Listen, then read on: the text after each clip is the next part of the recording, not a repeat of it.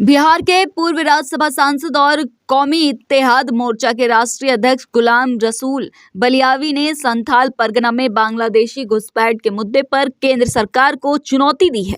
गुलाम रसूल बलियावी ने कहा कि अगर केंद्र सरकार या किसी भी दल के नेता को उसकी मां ने दूध पिलाया है तो ममता बनर्जी को बांग्लादेशी घोषित करें। उन्होंने कहा कि जो नए हिंदुस्तानी हैं, जो नए भारतीय बने हैं, जिन लोगों ने अंग्रेजों की दलाली की, उन लोगों को हर टोपी दाढ़ी में बांग्लादेशी दिखता है। कहा कि 20% मुसलमानों को दिखाकर 80% बहुसंख्यक को डराया जाता है। उन्होंने झारखंड के पूर्व सीएम चंपई सोरेन के बांग्लादेशी घुसपैठ मामले में दिए गए बयान पर भी सवाल उठाया। उन्होंने कहा कि चंपई सोरेन के सुप्रीमो शिबू सोरेन या फिर झारखंड के मौजूदा सीएम हेमंत सोरेन का इस मुद्दे पर कोई बयान अब तक नहीं आया। उन्होंने कहा कि मुस्लिम अपनी लड़ाई लड़ने के लिए खुद सक्षम है।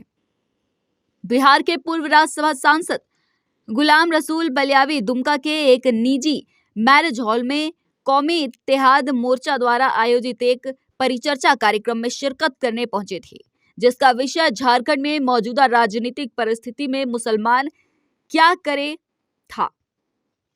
परिचर्चा कार्यक्रम के बाद मीडिया से बात करते हुए गुलाम रसूल बलियावी ने बंगाल के सीएम ममता बनर्जी के विवादित बयान पर कहा कि मैंने उनका बयान सुना नहीं है, लेकिन हम जिस देश में रहते हैं उस देश के नायक का नाम राष्ट्रपिता करमचंद गांधी है और उन्हीं के अहिंसा के मार्ग पर चलकर हम जंग जीतते हैं। उन्होंने कहा, अलग राज्य बनने के बाद झारखंड में सबसे ज्यादा हाशिए पर मुस्लिम को लाकर खड़ा कर दिया गया।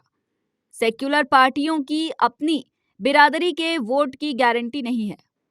मुस्लिमों ने सेक्युलर दलों को मजबूत करने के लिए 99% वोट किया, लेकिन मुसलमानों को ही हिस्सेदारी खत्म कर दी गई। वो से हिंदुस्तानी नजर आता है। इससे बढ़कर दुर्भाग्य क्या होगा कि 20% मुसलमानों को दिखाकर 80% बहुसंख्यक भाइयों को डराया जाता है और देश इसको जान गया है। इस मुद्दे पे बीजेपी वो पहले थे उस पार्टी में, 1-2 दिन से नहीं बरसों से थे। अब पहली बार मेले मेरे ही सामने बने हैं वो। अब मैं भी उनके चुनाव प्रचार में गया था। समय है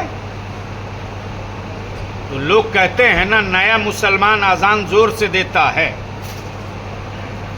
तो अभी नया गए हैं, अजान दे रहे होंगे। लेकिन जो उनके सुप्रीमो हैं, इस मुद्दे पर आदरणीय दिशम गुरु का कोई बयान नहीं आया, मुख्यमंत्री का कोई बयान नहीं आया, तो इसको लेकर मुस्लिम माइनॉरिटीज अपनी लड़ाई लड़ने के लिए खुद सक्षम है। आसाम में एनआरसी करा के देख लिए।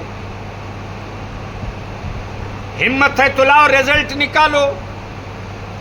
अगर बंगला बोलना बांग्लादेशी की पहचान है और हिम्मत है केंद्र सरकार में या किसी पार्टी के नेता ने मां ने दूध पिलाई है, तो श्रीमती ममता दीदी को बांग्लादेशी डिक्लेयर करके दिखावे।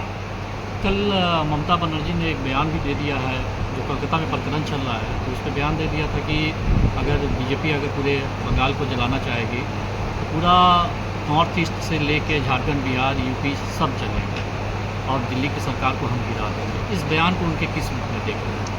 हम जिस देश में रहते हैं उस देश का नायक का नाम है राष्ट्रपिता करमचंद गांधी। हम अहिंसा के मार्गों पर चलकर जंग जीतते हैं। उनके बयान को किस रूप में देख रहे हैं? इस तरह की चेतावनी? मैंने उनका बयान सुना नहीं, सुनने के बाद पर चलिए ठीक है, बहुत बहुत शुक्रिया।